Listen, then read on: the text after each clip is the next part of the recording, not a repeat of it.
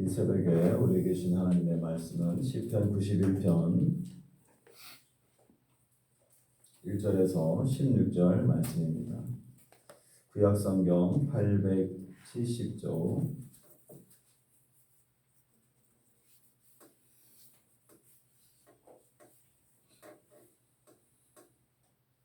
시편 91편 1절에서 16절 말씀까지 한 절씩 교독하겠습니다.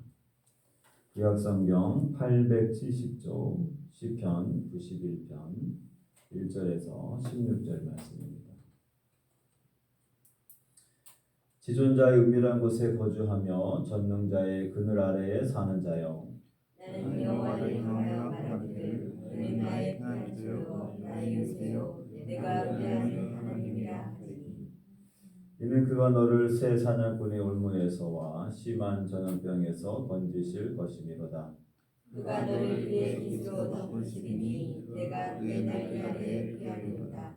그의 진실함은 황새와 송황새가 되시나니. 너는 밤에 찾아오는 공포와 낮에 날아드는 화살과 어두울 때 퍼지는 저녁공포와 밝을 때 닥쳐오는 재앙을 두려워하지 아니하리로다. 천명이 내 왼쪽에서 만명이 내 오른쪽에서 엎드러지나 이 재앙이 내게 가까이 하지 못하리로다. 오직 너는 똑똑히 보이니 아기들의 보험을 내가 보리로다. 내가 말하기를 여호와는 나의 피난처시라 하고 지존자를 너의 고초로 삼았으므로 화가 내게 미치지 못하며 재앙이 내 장막에 가까이 오지 못하리니. 그가 너를 위하여 그의 천사들을 명령하사 내 모든 길에서 너를 지키게 하심이라. 그들이 그들의 손으로 너를 붙들어 발이 부딪히지 아니하게 하리로다. 내가 사자와 독사를 밟으며 젊은 사자와 뱀을 발로 누리리로다. 하나님이 이르시되 그가 너를 사랑한즉 내가 그를 지키리라. 그가 내 이름을 안즉 내가 그를 높이리라. 그가 내게 간구하리니 내가 그에게 응답하리라. 그들이 환난 당할 때에 내가 그와 함께하여 그를 건지고 영화롭게 하리라. 내가 그를 장사하게 함으로 그를 만족하게 하며 나의 구원을 그에게 보이리라 하시다. 아멘. 네, 오늘 이 새벽에 경배와 대로 그 연합팀의 거의 대표이고 성김이신 이주만 선교사님이 오늘도 이 새벽에 같이 참석해 주셨습니다. 우리 환영의 박수 한번 쳐주시기 바랍니다. 네, 잘 오셨습니다. 일정들이 많이 빡빡하고 피곤하실 텐데 또 이렇게 새벽에 나오셨습니다. 오늘 어제 말씀에 이어서 우리가 계속 시편 말씀을 묵상하고 있습니다. 마태복음 말씀 묵상 끝나고 생명의 삶 순서대로 해서 오늘 시편 91편을 묵상하고 있는데요. 어제 말씀에는 하나님의 사람 모세의 기도라고 하는 표제어가 있었지만 오늘은 아무런 표제어가 있지 않습니다. 시편 150편 가운데서 표제어가 없는 시편들이 한 10개 정도가 나오는데 그 중에 하나입니다. 그래서 모세의 기도랑 이어진다라고 주장하는 분들도 계시고 또 다윗의 찬송의 시라고 언급하는 사람들도 있습니다. 오늘 말씀을 보면 지존자의 은밀한 곳에 거주하며 전능자의 그늘 아래에 사는 자여, 지존자의 은밀한 곳에 거주하며 전능자의 그늘 아래에 사는 자여. 이 전능자의 그늘이라고 하는 이 표현이 우리로 하여금 위로를 많이 줍니다. 하나님의 그늘 아래 사는 자. 오키나와는 그늘이 굉장히 중요하죠. 처음에는 이 햇빛이 겨울에는 햇빛을 일부러 받기 위해서 나가기도 하지만 웬만한 때에는 그늘을 찾게 되죠. 자외선이 얼마나 센지 조금만 그냥 아무 생각 없이 밖에 나갔다가 돌아오기만 하더라도 얼굴이 타기도 하고 살이 타기도 합니다. 이 정도인데 생각했는데 그 정도가 정말 심각한 상황인 거죠. 그늘이라고 하는 게 참 이렇게 중요하구나. 나무 그늘만 있어도 시원한데 습기가 또 높아서 나무 그늘에 있어도 또 더운 거를 경험하게 되는데, 오늘 이 시편의 기자는 전능자의 그늘 아래 사는 자요. 그늘 아래 살고 있다는 것이 보호를 이야기하는 것이죠. 햇빛으로부터 또 다른 어떤 비례든지 여러 가지 것들로부터 보호를 받는 이 존재. 2절 말씀 보니까 나는 여호와를 향하여 말하기를 그는 나의 피난처시요 나의 요새시요 내가 의뢰하는 하나님이라 하리니. 내가 여호와를 향하여 말한다. 이 표현이 참 독특한 것 같아요. 나는 여호와를 향하여 말하기를. 사람들에게 말하는 것이 아니라 하나님을 향하여 말한다고 얘기합니다. 그는 나의 피난처시요 나의 요새시요 내가 의뢰하는 하나님이라 하리니. 우리가 하나님을 향하여 말하는 경우가 언제 있겠습니까? 기도할 때라든지 삶의 자리에서 어떤 상황 속에서 하나님을 고백하는 것이죠. 선포하고 고백하는 것입니다. 하나님을 고백하고 하나님께 기도할 때에 하나님 나의 피난처가 되십니다. 나의 요새가 되십니다. 나의 의뢰하는 하나님이 되십니다. 내가 하나님을 향해서 말한다고 하지만 하나님이 계시는 것을 우리가 믿음으로 고백하는 것이고, 또 모든 곳에 계시지만 어느 때는 우리의 독백과 우리의 고백과 우리의 선포가 될 때가 있죠. 하나님과 우리가 얼굴과 얼굴을 마주하면서 천국에 가지 않는 이상은 늘 우리의 신앙 고백이 될 때가 있고 독백이 될 때가 있고 어느 때는 기도가 될 때가 있고 선포가 될 때가 있습니다. 그런데 그 말이 힘이 있다라고 하는 것이죠. 내가 여호와를 향하여서 고백한 그 말이 힘이 있어. 내가 말하면서도 내 귀로 그 고백을 듣게 됩니다. 그러면 내 영혼이 평안하게 되는 것이죠. 내 안에 지금 걱정과 두려움이 많이 있어서 내 속에서 여러 가지 것들로 복잡한 이 상황 가운데 하나님만이 나의 피난처입니다. 하나님만이 나의 요새가 되십니다. 하나님만이 내가 의뢰하는 하나님이 되십니다. 이렇게 우리가 고백할 수 있는 것이죠. 하나님은 이런 우리의 믿음의 고백을 기뻐하십니다. 내가 허공을 향해서 내가 독백하는 것 같고 내가 기도 가운데 아무도 듣지 않는 것 같지만 여호와를 향하여 말하는 행위가 되는 것입니다. 그것을 하나님은 기뻐하세요. 내 자녀가 힘들고 어려운 상황 가운데서도 이렇게 고백하고 선포하고 기도하는 것을 우리 하나님은 기뻐하십니다. 하나님은 나의 피난처이십니다. 나의 요새가 되십니다. 내가 의뢰하는 하나님입니다. 하나님을 우리가 신뢰하고 이렇게 고백할 때에 이 땅의 나그네와 같은 인생길에 우리에게 닥쳐오는 걱정과 염려에서부터 우리가 벗어날 수 있게 되는 것입니다. 오늘 3절 그 이후에 쭉 보면 우리 인생이 걱정하고 염려해야 될 것들이 많이 나옵니다. 오늘 재미난 표현 가운데 하나는 6절 말씀입니다. 6절 7절 어두울 때 퍼지는 전염병과 밝을 때 닥쳐오는 재앙을 두려워하지 아니하리로다. 1000명이 내 왼쪽에서 10,000명이 내 오른쪽에서 엎드러지나. 이게 어떤 상황이겠습니까?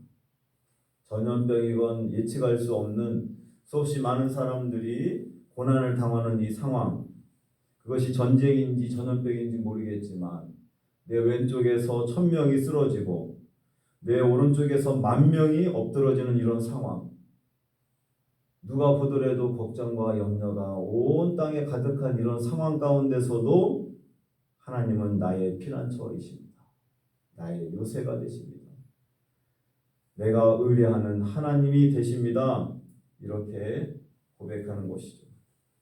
이런 고백은 나도 살리게 하고 내 주변에 있는 사람도 살리게 합니다. 믿음의 말은 옆에 있는 사람에게 전달이 됩니다. 그래서 입술을 옆에 있는 사람의 입술도 그의 신앙과 믿음에도 영향을 끼치게 됩니다. 그래서 9절 말씀은 이렇게 이야기하죠. 8절과 9절 말씀 보면 오직 너는 똑똑히 보리니 악인들의 보응을 네가 보리로다.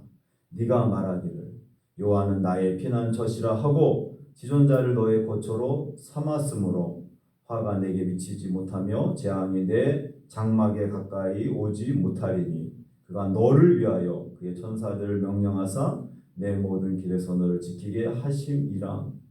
너라고 하는 표현으로 바뀝니다.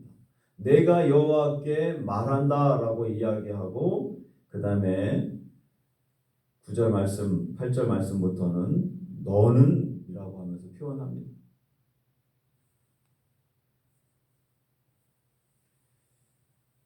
시인의 말을 들은 이 주변의 사람들도 하나님이 자신의 피난처가 되신다.